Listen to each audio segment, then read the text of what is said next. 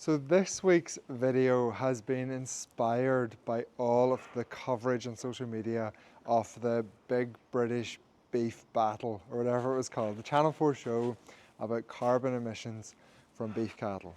And rather than just giving my opinion or highlighting how stupid and ridiculous the calculations used in that show and in countless other shows are around carbon emissions from beef cattle, we are going to go through how much carbon do my beef animals in this shed actually emit. So my goal by doing this type of video is really to give everyone who watches this and farmers an understanding of what actually is in a carbon audit, to try to demystify carbon audits or carbon calculations and inform everyone that they are actually not in any way complicated. They are not an advanced science. You don't need a company like AgriCalc to do your carbon calculations. The reality is they are very, very simple calculations. They are full of assumptions and caveats and ridiculously wide ranges for emissions. So hopefully by taking you through the process of working out carbon for my beef animals, you will realize that it is not some sort of difficult science, and you will realize the immense shortcomings of the current calculation system and how it is genuinely all rigged against agriculture, and someone needs to stop it. Now I have recorded my intro. I will finish this video either tonight or tomorrow at some point in my house with my laptop in front of me with the camera set up, so I will catch up with you then. Okay, welcome to tomorrow. So I recorded that intro on Tuesday, it's now Thursday. Time just runs away with me. But I've done my research for this video.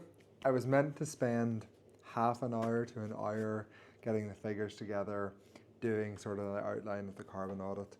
And I kind of went down a rabbit hole and ended up spending like 2 or 3 hours digging into the numbers, doing the research. And every time I go and learn more about carbon and climate calculations, my mind just continuously gets blown. Like, the scale of what is going on here and the stitch up that is happening to agriculture is mind-boggling. I know I keep saying this, but it genuinely continuously surprises me every time I dive into a new topic around carbon and climate change, and I start to ask questions and I get the answers, and I'm just like, why is no one talking about this?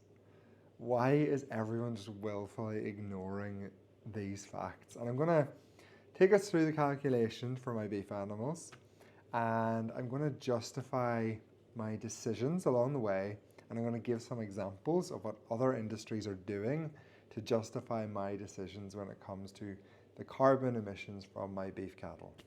So this video is going to be divided into 3 points to try to keep this easy to follow. The first one is going to be the context and the claims, and that is basically how does the media, how does the international community calculate emissions from beef cattle. The second point we're going to cover, I have very imaginatively titled The Giant Lie, and we're going to look at how the actual system of calculating ruminant emissions varies compared to the aviation industry, the heavy fuel industry, other sectors. And the final point of this video is going to be actually doing the calculation of my beef animals on my farm. So let's set the context. How much does the media claim and the environmental movement researchers claim that 1 kilogram of beef takes to produce? Well, the Channel 4 show used a figure of 60 kilograms of CO2 equivalents per 1 kilogram of beef. Other sources have a range of 33 to 90 kilograms per 1 kilogram of beef. ChatGPT, which was a heavily used source of the information in this video, says that UK beef emits 22 to 27 kilograms of CO2 equivalents per 1 kilogram of beef. And AHDB, which is like a levy body, a government levy body that represents agriculture, they say that 1 kilogram of UK beef takes 23.4 kilograms of CO2 equivalents per 1 kilogram of beef. So all you need to remember from that little section and all them numbers is A generally accepted figure is 25 kilograms of CO2 equivalents for 1 kilogram of beef. So if I'm finishing my Frisian bulls at 280 kilograms cold weight, that means that one of my Frisian bulls emits about 7 tons or 7,000 kilograms of CO2 equivalents over its lifetime. Let's put that into some perspective. A family car is about 4.5 tons or 4,500 kilograms per year. And a flight from London to New York and back is about 1 tons or 1,000 kilograms per year. So one of my 16-month-old Frisian bulls emits as much as 7 return flights to New York from the UK. Or if you want it another way, one of my 16-month-old Frisian bulls does more damage to the environment in terms of global warming than 2 family cars driving 14,000 miles each in a year. If alarm bells aren't ringing already at this point whenever I give that context, just wait to the end of this video.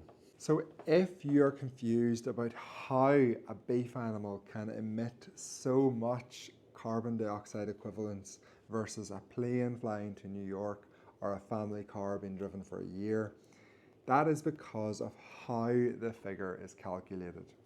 Within climate science, there is a thing called emission scope. And essentially there is 3 emission scopes and they set how much you should include in calculating the emissions for each activity or each product. Now, emission scopes are immensely complicated and they're all based on nuance and opinion, and there is no definitive answer for what should or shouldn't be included in emission scope, and it's all very vague guidelines, so they can get very, very complicated, so I'm going to keep it extremely simple. So scope 1 emissions, we're going to use aviation as an example. That is the fuel a plane will burn on its flight. For scope 2 emissions, let's use an example like an office. Under scope 2 calculations, you would attribute the emissions required to generate the electric you use to your business. So whilst you do not directly emit the emissions like an airline would burning jet fuel, they're attributed to you because you use the product of them emissions, which is energy. Hopefully that makes sense. Scope 3 emissions essentially tries to capture every possible source of emissions, also known as indirect emissions. That includes before you produce your product, as in downstream, and it also includes emissions after you finish producing the product and you sell it on to someone else. We try to capture the upstream emissions as well. So for example, within the beef context, using scope 3, you have to take account for all the animal feed, the carbon required to produce that animal feed, even if it happened across the world, the carbon required to transport that animal feed on a ship across the ocean, even the carbon required to package the beef and process the beef before it goes on sale to the consumer. So you have scope 1, scope 2, and scope 3. And this is one of the biggest differences between agriculture and other sectors. For some totally unknown to me reason, agricultural emissions are calculated under scope 3. This is why your soya from Brazil is perceived to have such a bad environmental effect, because agriculture here in the UK is taking the penalty for what has happened halfway across the world. And if every sector had to report on scope 3, I wouldn't have a case, because it makes sense to record in scope 3 in some ways. However, the issue is the unfairness. Other sectors, other industries are not reporting scope 3 emissions. The legal requirement for companies at the minute all across the world is to report on scope 1 and 2. So why is agriculture reporting on scope 3? A really great example of how unfair it is that agriculture reports on scope 3 is the aviation industry. The aviation industry reports its emissions on scope 1, which essentially is the jet fuel used to take you from the airport in London to the airport in New York, and it goes no further than that. Aviation emissions do not include the energy required to refine the fuel. It does not include the energy required to transport the fuel. It does not include the energy required to manufacture the airplane. If it was accounted for under scope 3, all of that would have to be considered. But because it's scope 1, it is an extremely narrow band in which it is measured, and that is just how much jet fuel did it use and how much carbon was emitted from that jet fuel. It gets even crazier than this, and this was new information that I learned from researching this video, and that is that the aviation industry actually has their own methodology and their own standards for calculating their own carbon emissions. The carbon calculations done for the aviation industry are carried out by its own body, the International Civil Aviation Organization, and they decide what to include in the calculations and what not to include. And just this week, we actually had the first ever transatlantic flight of a jet airliner using a thing called sustainable aviation fuel. Sustainable aviation fuel is going to be the savior of the aviation industry. So what is it and how is it carbon neutral? Well, it is ethanol. It's produced from corn or maize, and essentially it is coming from plant biomass and carbon captured by plants.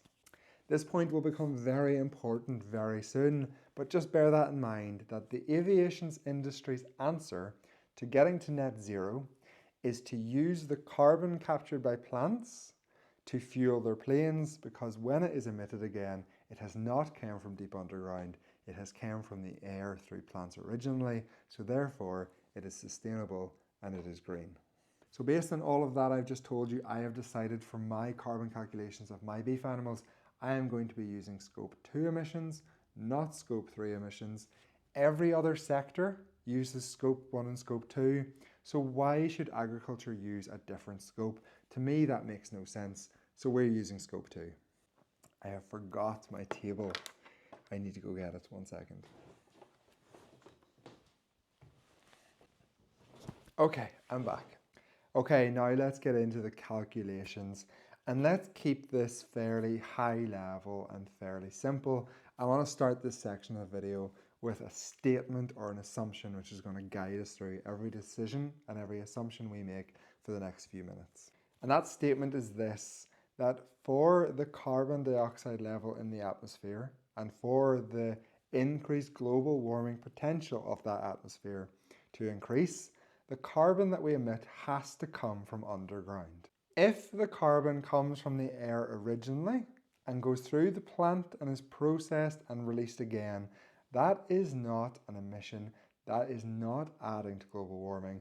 Just like sustainable aviation fuel, that is part of a carbon cycle and that should not be counted as an emission. So let's split the emissions of my beef cattle into two main sections. The first is feed and what they eat, and the second is management and what I do on the farm. So when the baby calf is born, the first thing that the calf needs is milk. That milk has an emission value. What is it? Let's stick to fairly general assumptions for this bit. It's not going to make a huge difference to our final figure. Let's say that 1 kilogram of milk produced from a dairy cow, on the international standard for working out how much carbon that would take, takes about 1 kilogram CO2 equivalent. Now, as I just mentioned, we're only counting carbon that comes from underground, carbon that is not carbon which is already in the air. That means we're not counting methane in that emissions. That is totally unfair, unrealistic, and non-scientific. So that means we can instantly drop our carbon associated with milk production by about 70%. So let's use a figure of 0.3 kilograms of CO2 equivalents per 1 litre of milk. So if we feed our calves 5 litres a day for 50 days, that gives us an overall CO2 equivalence emissions of 75 kilograms. Our calves then start to eat some concentrate, so let's work out how much emissions comes from the concentrate which my calves will eat over the course of their 16-month life.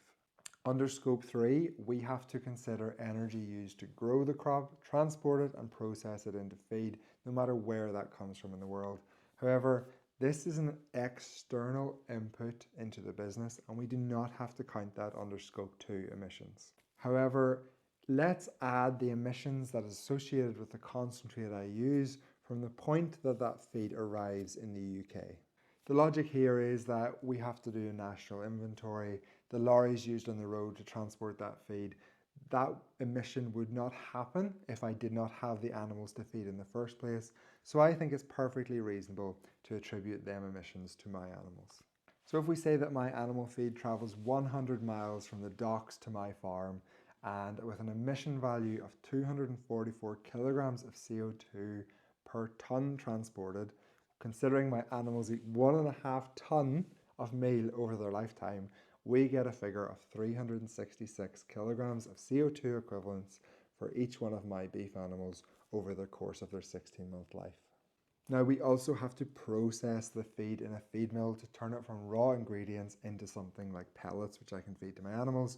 So how much CO2 is emitted from that process? Well, we need to know how much energy does it take to process 1 ton of animal feed, and handily enough, my brother is operations manager or something like that in a feed mill. So I asked him how many kilowatt hours does it take to process 1 ton of meal, and his reply was 30 kilowatt hours. I then asked ChatGPT and they gave a very similar range. So let's assume 30 kilowatt hours of electric energy to process 1 ton of animal feed, and I can get how much grams of CO2 equivalents it takes to generate 1 kilowatt hour of electric from my power company. Combining all them figures together, for 1.5 ton of meal, we get an emission value of 11.6 kilograms of CO2 equivalents per animal. So we have fed our animal milk, we have fed our animal meal for its lifetime. Next, we need to work out the emissions from forage or grass silage. I have split the forage section into 3 bits. We have fertilizer, we have the fuel required to make the silage, and we also have slurry, but I'm leaving slurry out and I'll explain why later in the video. So last year on this farm, I only sowed urea fertilizer, and it takes 1.2 tons of CO2 equivalents to produce 1 ton of urea.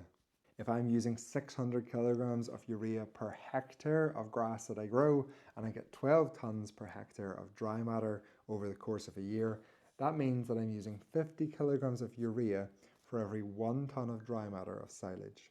If you work all the figures back, it ends up being 125 kilograms of urea per beef animal. And that means that there is 150 kilograms of CO2 equivalents generated from urea fertilizer used to feed 1 animal over its 16-month lifetime. However, there is another part of the fertilizer emission story, and that is nitrous oxide emissions from when that fertilizer is applied to the field. For every 1 ton of urea we apply to the fields, we get 1.38 kilograms of nitrous oxide. That sounds very, very little, but nitrous oxide is 298 times the global warming potential of CO2. So whenever we work it all out, we end up with a figure of 50 kilograms of CO2 equivalents per one of my beef animals that comes from nitrous oxide emissions. Next up, we have to consider how much fuel do I use, which is a fossil fuel, comes from underground, so must be counted, to make my silage and harvest it and get it into the silage pit. Thankfully, I know this in great detail. I work out all of my silage costings. I do all the work myself. I record the fuel use. I know exactly how much fuel I'm using to lift 1 ton of silage. It works out at 130 litres an hour. And if I'm doing 70 tons of grass silage fresh weight per hour, that means that I'm using 1.85 litres per tonne. We now work that back into dry matter terms, and that gives us 7.4 litres per tonne of dry matter of silage. We then multiply that litres per tonne of dry matter figure by the emissions from burning a litre of red diesel in a tractor, and we get 20 kilograms of CO2 equivalents per tonne of dry matter of silage. And then based on the assumption we're eating 2.5 tonnes of dry matter per animal over the 16-month lifetime, we end up with a CO2 equivalent emission value for our animal from silage of 50 kilograms. There is so many numbers in this video, it is very hard to keep track. So that is our animals fed, and that is the emissions from feeding our animals. Hopefully so far I've brought you all with me and you can see the logic. We have the milk that sustains them as a calf. We have the silage and the forage, which makes up the bulk of their diet. And we've also accounted for the emissions from the concentrates or from the feed. But we're going to split the management section into 2 once again. We're going to cover the energy used to actually physically get the silage from the silage pit and feed it to my beef animals. And then we're also going to add in the energy from the lights, which we sometimes use in the beef house. And finally, we're going to add in the emissions that comes from disposing of the manure and the slurry. I say disposing, it goes back on the ground to grow more silage crops, but we did not consider slurry emissions whenever we were talking about the feed. Instead, we're going to cover them as a thing we have to get rid of and do at the end of the process. So feeding with the JCB, and again, this is real life figures from my farm. I do this job every day. I know how long it takes. I know how much diesel my JCB uses. So my JCB, whenever we're block feeding silage, uses about 9 litres of fuel per hour. It takes about 1 hour a week to feed the beef animals, like actual time of blocking in the silage to our beef house. And we do that for about 40 weeks a year. That's probably an over-exaggeration, but we'll go on the high side. That means that per animal, the emissions from the fuel used to power our JCB to actually feed them is about 16 kilograms of CO2 equivalents per year. To feed our animals meal, we use a pretty advanced technology called a bucket and wheelbarrow. So because they actually don't use any fuel, that means they have 0 emissions. Now, in reality, using a bucket and a wheelbarrow does use fuel because any sort of action in life in reality uses fuel, but the fuel source is food, and the fuel process to generate energy from that food is called respiration. And as you may know, respiration, breathing out CO2, does not count as an emission source. Finally, we sometimes use some lights in the winter in our beef house, and I thought I'd better include that, so I tried to do the calculation. If we turn them lights on for 10 minutes a day, for 60 days of the year, because normally it is daylight when we're feeding our beef animals, we are using 0.12 kilowatts of electric, which is 0.3 kilograms of CO2 equivalent per year total. So that means per animal, it works out at 5 grams of CO2 equivalents per animal. So in hindsight, I decided to leave that one out. Final section before we get to our totals is the slurry. So once the animals leave the house, once they've gone to the factory, we have to dispose of the waste. How much energy does that take? Again, it's a very straightforward calculation. How much slurry does each of our beef animals generate over the course of its 16-month lifetime? Well, it works out at about 4,500 gallons per 16 months. How much energy does it take for us to spread that amount of slurry? Well, we're using about 24 litres an hour with our slurry spreading setup, and it takes about 0.8 hours to spread that 4,500 gallons. So that means the emissions from slurry spreading per animal over the course of its 16th month life is about 50 kilograms of CO2 per animal.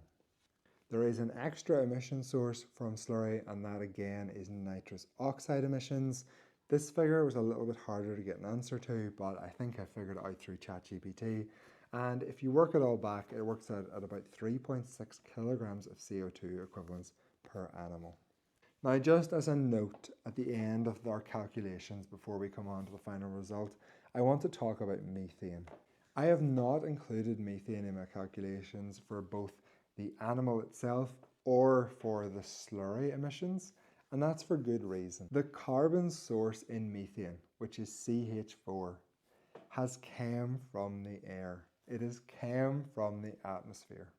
Remember at the start when we made the assumption and the statement that we were only going to consider emission sources which have come from deep underground, from carbon which has been locked there for thousands of years? Well, that's why we're not using methane. It is from the air itself. Methane is part of the carbon cycle. We are not digging up carbon from underground to increase the concentration in the air. We are simply recycling carbon which is already in the air.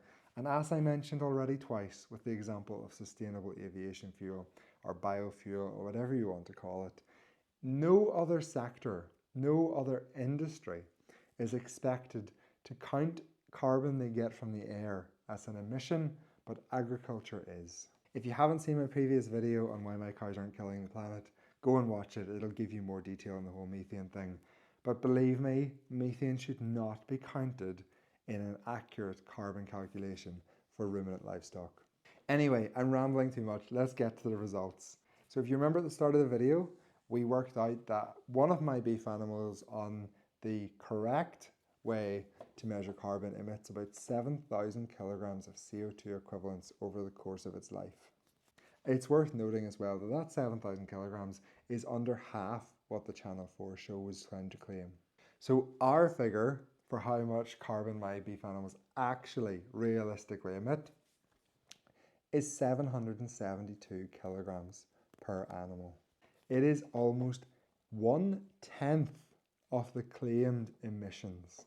So even if I've missed some stuff out, even if I've been overly generous with some of my assumptions, Even if our business and our farm just happens to be really efficient when it comes to carbon, the fact that it's almost a tenth of what is claimed should tell you just how over exaggerated the emissions from beef actually are. What does that work out as per kilogram of dead weight once the animal is slaughtered? Well, if we assume 280 kilograms dead weight for one of my Frisian bulls, we end up with 2.76 kilograms of CO2 equivalents per kilogram of beef. I know this is a really boring topic, I get it. Trying to make doing a carbon audit interesting is kind of a really ridiculous, stupid thing to try to do, but this stuff is really important that farmers get this, farmers understand it, and farmers have the ability to start to question what they're being asked to do and what they're being asked to agree to. The sad reality of all of this is that there is no one going to fight farmers' cause. There is no one who's going to stand up for us other than us ourselves. And that is why every single one of us needs to have some level of understanding as to what a carbon calculation is, how is it being calculated, how is it being used against us, how is it so unfair, this makes no sense, what is going on here? The good news for all of you is that it's a pretty easy answer for what is going on here. Why is it that farming is being so blatantly targeted and being used as a scapegoat for the climate? If the global industry, global politics can reduce methane emissions, especially from ruminant livestock, that allows them to buy time to emit more carbon for longer with other sectors. This is not a new concept. Nothing I've talked about is new. This has been discussed amongst the intellects for perhaps 20 plus years. It is just now that it's got to the point where it's starting to really affect farms and farm businesses that farmers need to know about it. And the vested interests that we are up against are huge. You have entire countries' economies built on fossil fuels, so of course they are going to defend their industries. Airbus and Boeing have enough orders for planes that it will take them 16 years just to catch up with their current order book. They have zero intention of getting to net zero by 2050. It's all just spin and all just words. You can Google this stuff yourself. Google the projected emissions from aviation. They are expected to emit 2 to 3 times more than they currently do by 2050, but yet no one is doing anything about it. The reality is that farmers are a very easy target, and unfortunately for us, we are also aware that by reducing our emissions, by reducing methane, it buys more time and more headroom for everyone else. And the people that we are against are immensely wealthy, huge companies who know exactly how to lobby, exactly how to get results, and exactly how to play the system. So hopefully that helps. Hopefully that starts to demystify the process of doing a carbon audit or a carbon calculation. Hopefully that gives you something to think about. And if you've doubted anything I've said here, even if you believe me, go and look it up for yourself. Use ChatGPT. It is so simple. You type in your question, it gives you an answer. And even just doing that process, you can learn an awful lot about how agriculture is being totally shafted. Anyway, thank you for watching this week. I'm going back to the farm to do some actual work now. It is currently 25 past 2, so I've just about made it in time. If you enjoyed that video, you'd like to see more of this sort of talking format, almost like kind of boring video. I don't think it's boring. I know a lot of you don't either, but if you want to see more of this, let me know in the comments. If you have any questions, stick them down below. If you enjoyed this video, drop it a like, and if you really enjoyed it, you're welcome to subscribe. Thank you very much for watching, and I'll see you next week.